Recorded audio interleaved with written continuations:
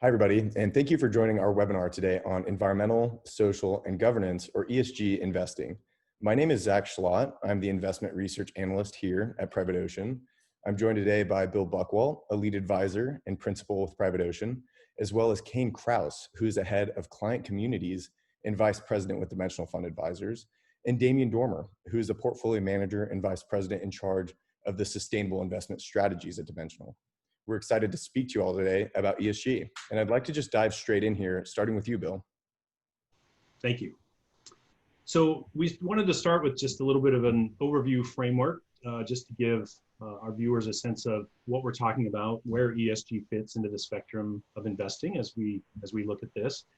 And what you see here is over on the left, we have traditional investing, and I think that's what most of us are familiar with and used to in terms of exposing our dollars to capital markets and seeking returns provided by those markets.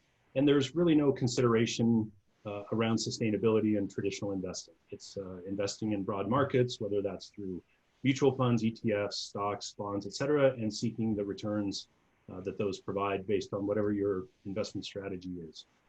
And when we move over to ESG integration, we're taking that same idea of broad market investing, but we're overlaying some screens on top of that. And the idea here is really to seek to highlight the companies that have better performance in the areas of environmental, governance, and social, and to screen out the companies that have poorer records in those areas. So you can really think of this approach, and in terms of how Private Ocean adopts this approach through our funds, as a way to seek broad market returns while also starting to use some metrics and some filters to weed out some of the companies that don't have as much responsibility or performance in those areas. So this is an attempt to kind of merge these things together, and it's a newer area relative to impact investing, for example, to the right, where traditionally this has been a more expensive way to invest, but in impact investing, the mission starts to supersede the performance considerations. So at this point in the spectrum is where we see investments that are really built around whatever impact you're trying to achieve. Typically, there's more expense associated with that. Typically, portfolios are more concentrated. And over the long term, really the emphasis is on the mission, the impact, whatever that cause may be. And on the other side of that is philanthropy, which again, I think many of us are familiar with. And that's where you may not be seeking financial returns at all, or you may be seeking only return of capital. For example, foundations issuing grants, or nonprofit organizations, or even some endowments. So the idea here is to help understand where we're at on the spectrum in our attempt to offer these funds in the marketplace. And Kane is going to talk a little bit more about the ESG funds and how those work. Bill, thanks so much. I'm actually going to switch to the next slide here. Hopefully everybody can see that now. And I thought it would be valuable to talk about growth first. We've been watching this space evolve over the last few decades. And when we look at ESG investing trends, we see that it's growing. And but that said, it's very hard to quantify. But we do see more and more assets managers offering ESG and sustainable solutions. On this slide, one organization that tracks this is called the USIF, or the Forum for Sustainable and Responsible Investment. It is a nonprofit member organization that's very well known in the industry, and particularly for its biannual trends report. Their last report was from 2018. And what I'm showing on this slide is this is the US market, but what they found is that the broad category of sustainable investment, and they use a pretty broad definition. In 2018, that was 12 trillion. Or another way to think about that, it was $1 in $4 under professional management. And if you look at the slide, you see that it's, from 2016, where it was 8.7 trillion to 2018, that's a 38% increase from the 2016 report. Now, right now, they are working on the 2020 report. So it'll be interesting to see how these numbers evolve. Globally, and I don't have a slide for this globally, but there is a similar organization that US CIF also ties into. And they actually put the number for 2018 at 30 trillion. I think that this other group is also releasing another report, but they see they saw a 34% growth in again, sustainable, responsible investing. Now, at Dimensional, we've also seen growth in our what we call our sustainability solutions. So citing both our experience and also what we see in the trends report, there are several drivers that really have stood out to us. Part of it is just demographic shifts, where investors are showing more and more interest in ESG. Also, as I noted, there's more asset managers that have entered this space. And what that has been basically telling us is that asset managers are factoring in many more ESG, and we'll get into some of these different alphabet soups of what all these acronyms mean, but they're adding in more ESG criteria, specifically with respect to concerns around climate change. And more investors, consumers, people are thinking about implementing more sustainable choices in their lives. So whether that's big decisions like driving electric cars or low emission vehicles, or if it's something more on a daily basis, like recycling and making sure that people are recycling or eating organic food. A lot of times I talk about those types of things as an example of why this type of investing is a choice that people are making. A lot of times I'll say that a lot of people are looking at how they can align their investment capital with their choices, with their beliefs in helping the environment or just making more sustainable choices. And a case in point, I'm going to just advance to the next slide to kind of spotlight what some of the things that we're seeing. This is a study that we did at Dimensional a couple years back. And I like to think of it as a case, just a case study. It's not an exhaustive study, but we asked our clients, and we work with advisors across the US, how often do clients or prospects ask them about sustainability or SRI investing? And SRI stands for socially responsible investing. And the thing that was surprising about this is we heard from them that 64%, or we heard that 64% of them were receiving questions about this type of investing at least once a month. So again, not an exhaustive study, but I think it's a really interesting pulse of what we're starting to hear from our clients. And I think Private Ocean, as Bill so eloquently talked about at the beginning, I think that Private Ocean is also hearing that this is an important option for their clients as well. So I wanted to spotlight a little bit about the jargon of ESG investing.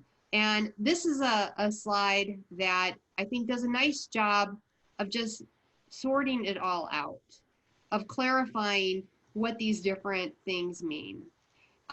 So the way we've started to think about it is that in terms of the landscape, there's a lot of different acronyms out there. A lot of times I'll joke and say it really does sound like it could be an alphabet soup with ESG, SRI, but the terms go on from there, from socially conscious investing, values investing, just to name a few. So when you start to explore this space, you're confronted with a lot of acronyms that use these descriptor words. So the slide does a nice job of putting them in context. And the first bucket is listed as sustainability. So what does sustainability mean? And I think it can mean a lot of things to a lot of different people.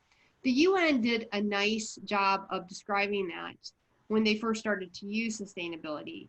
And they had a definition that said meeting the needs of the present without compromising the ability of future generations to meet their own needs.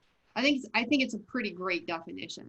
It's a concept that taps into this idea of intergenerational equity, doing something or avoiding something that can harm future generations. It has a long-term perspective, but as noted on the slide, it's a concept. ESG is something different.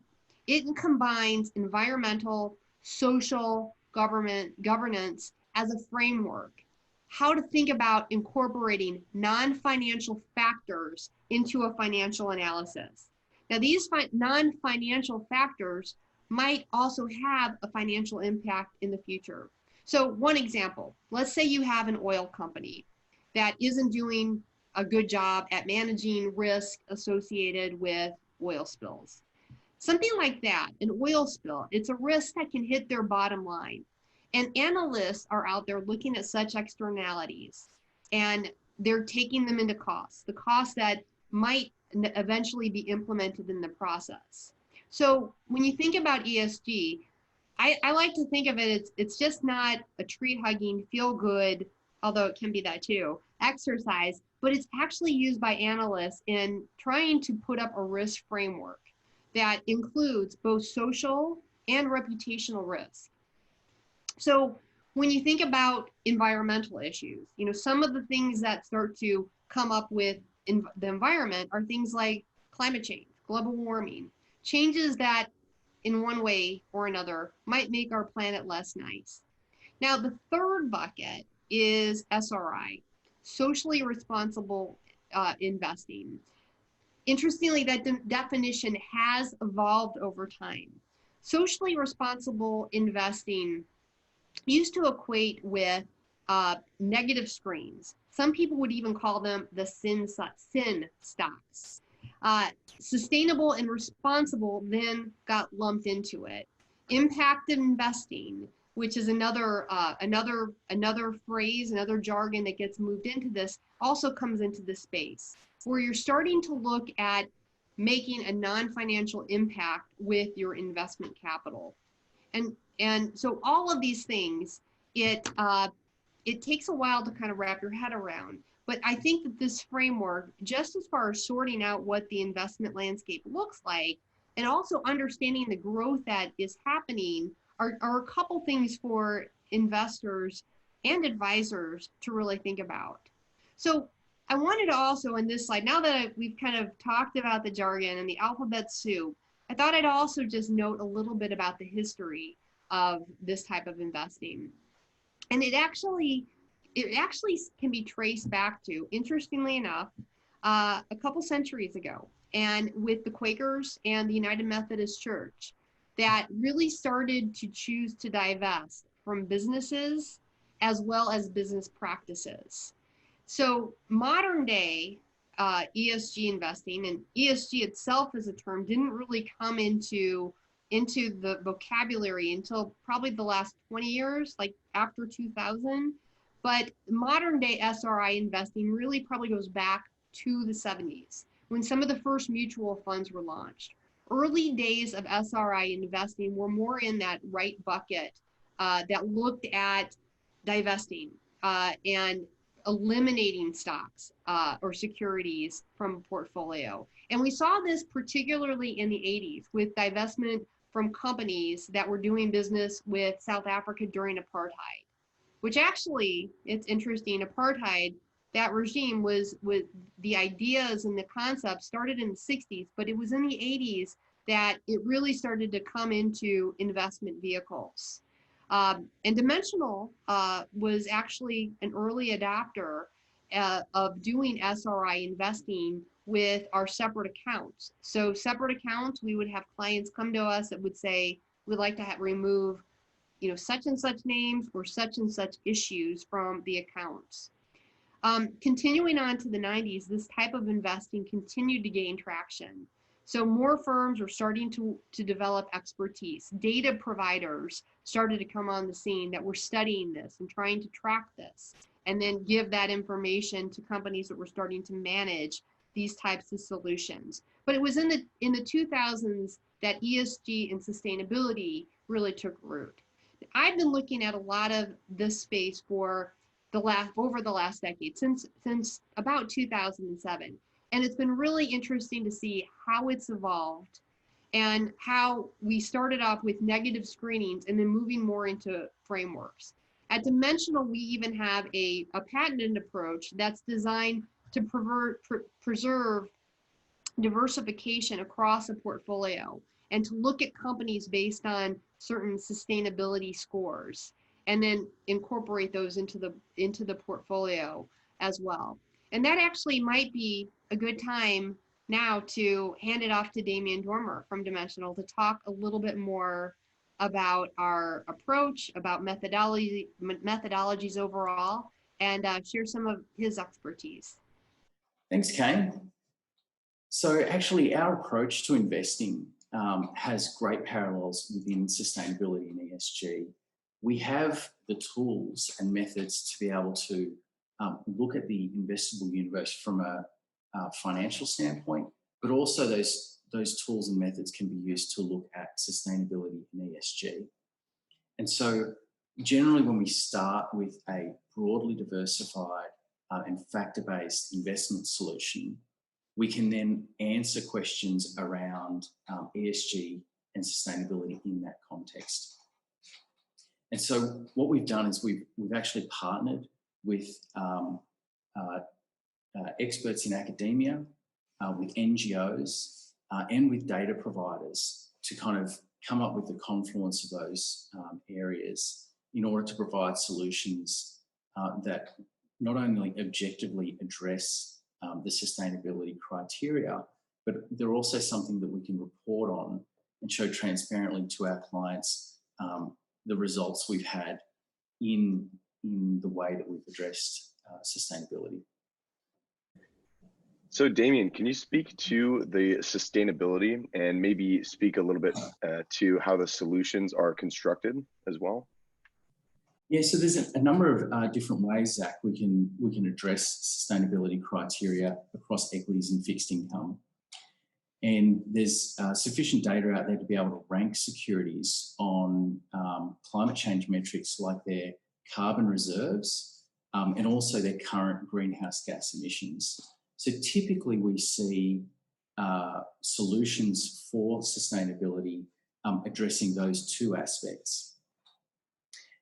In addition to that, sustainability is more than just climate change. So there's other data points out there around things like toxic spills and releases, biodiversity, deforestation, and also waste generation. And so incorporating that into sustainability solutions is an important part of addressing that wider and broader picture of environmental impact of corporate behaviour and productivity. Interesting. And I know that the main point of the solutions is sustainability oriented, but curious to hear how you are all handling the social aspect of things as well. Yeah, so that is certainly front of mind for many investors at the moment, and those topics do tend to change a little bit over time. But typically we've seen that there are issues where a lot of investors have strongly held views, and they're things like factory farming or palm oil. There's more traditional issues like child labour or tobacco, and some in relation to weapons like cluster munitions and landmines, or even civilian firearms. What we do in those situations is we look across the entire investable universe for any involvement in that activity, and we're able to look at the complete supply chain for each of those activities and make a rational determination of where one might address or start to try and address those issues. And there's real challenges there because some of these issues have been ongoing for a long time. So we might choose to address them in different ways in different parts of that supply chain. When I think of an example, I think of something like palm oil, where it's at the plantations and the mills, which just aren't completely up to speed in terms of best practices, and they might have issues around labour rights violations.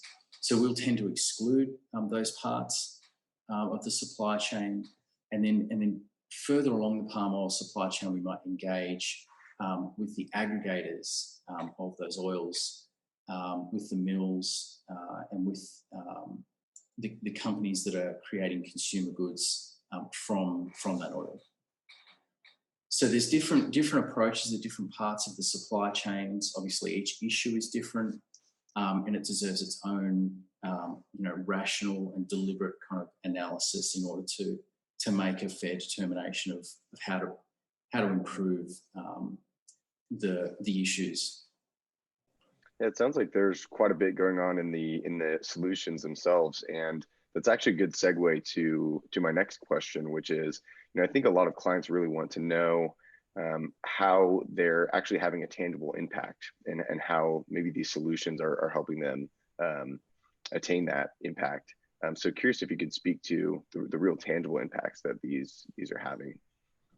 Yeah, it's a great question, and in fact, it's a key deliverable for many clients, understanding how their investments are impacted, because they're not just interested in sleeping better at night, knowing their money is invested in the right areas, but also whether they're helping create change. And if we think about climate change for a moment, there's no firm definition for like fossil fuel free, and there's even some uncertainty around what levels of exposure you might want in a fund. But many funds these days are trying for a fossil fuel free style approach.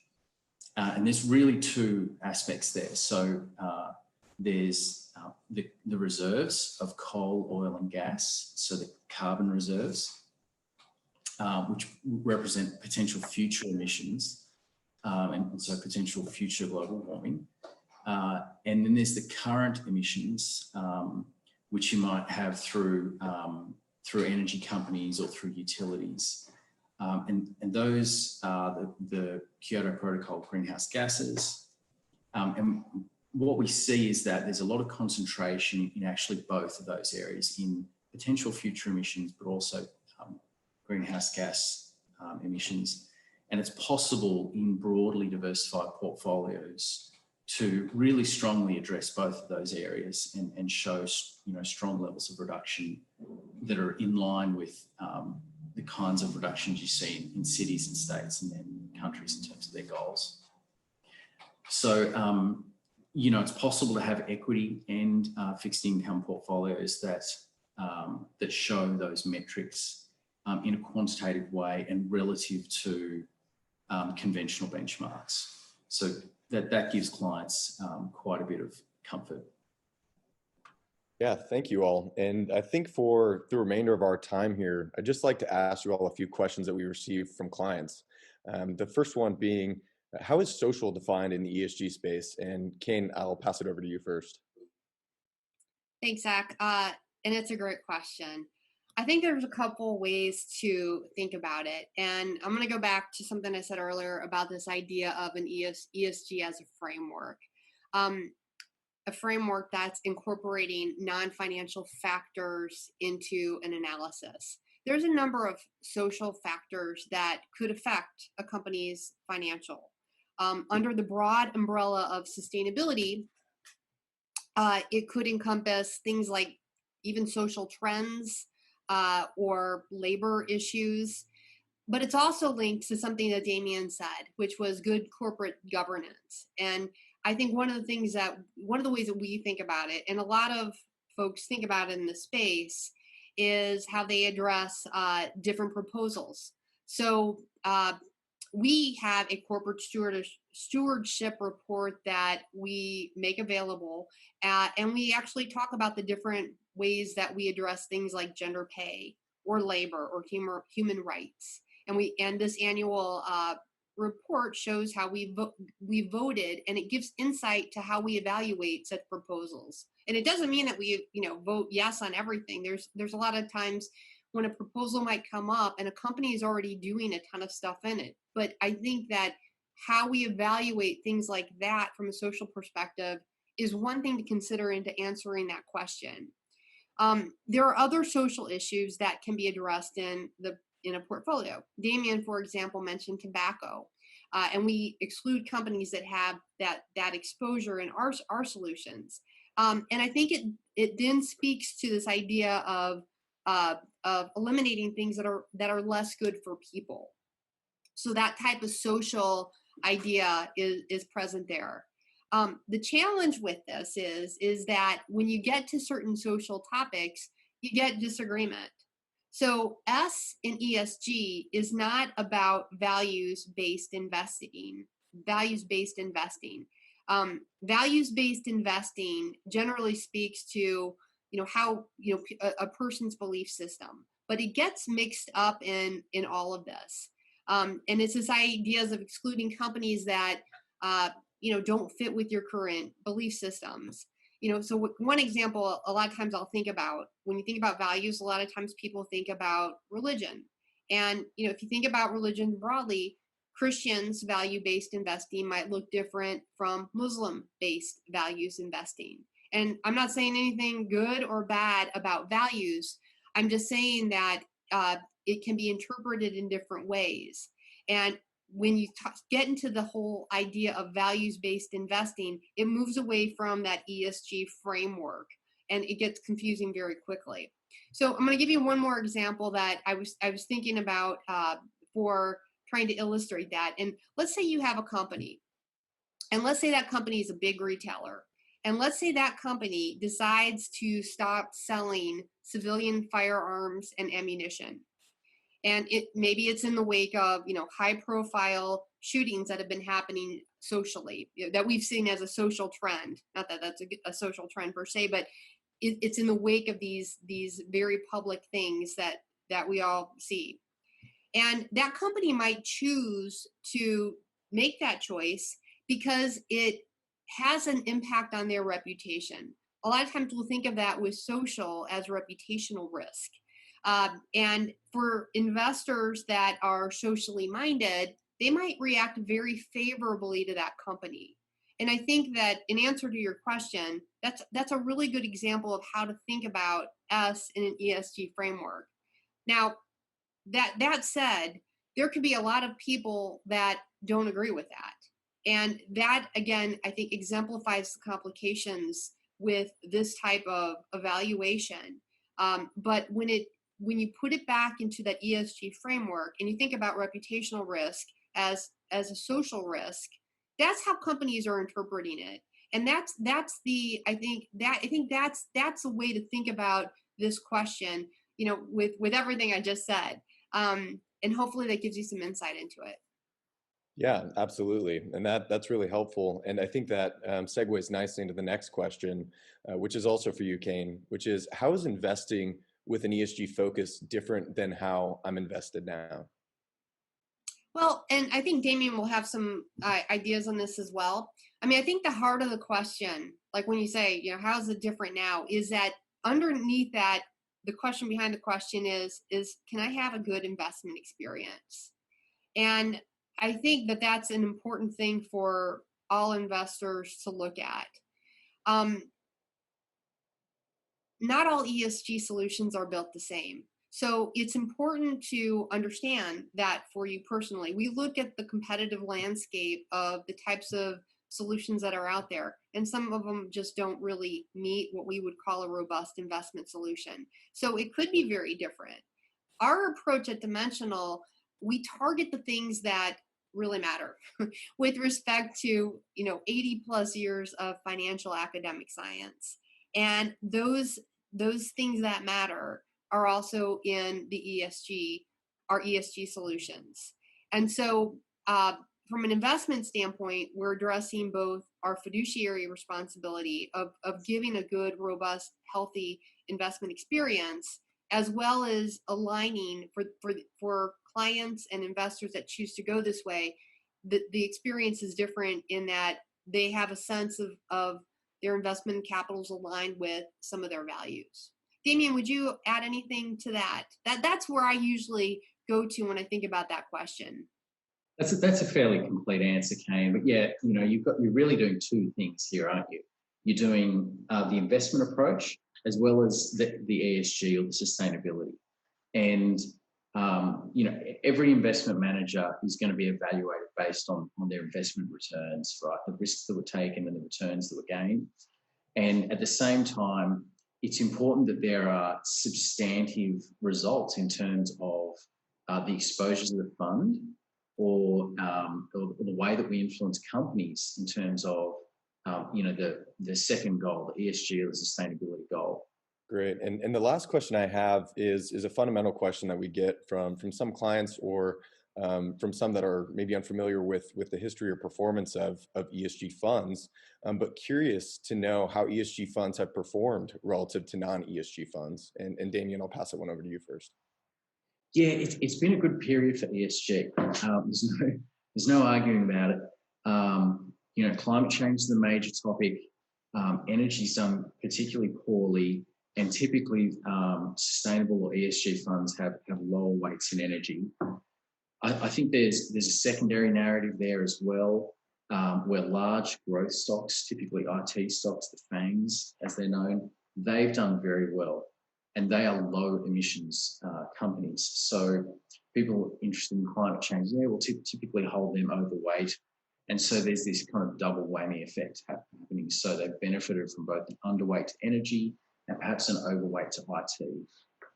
So again, it really does depend on the approach taken. If you're a particularly concentrated fund, then you're going to have a much rougher ride in the long term. If you're broadly diversified and you're being conscious of the kind of sector bets that you take, then you're much more likely to have a more reliable investment outcome. And I'd say broadly speaking, it's been a very good time for ESG. And with the pandemic, there's been a lot of runctions in the market, which have played out to the advantage of funds invested that way. Great. Well, Damien, Kane, and Bill, I just want to thank you for your time today. I think this has been really great and a wealth of knowledge, especially for those unfamiliar with ESG and sustainable investing. We thank you for attending the webinar. As always, we encourage you to reach out should you have additional questions.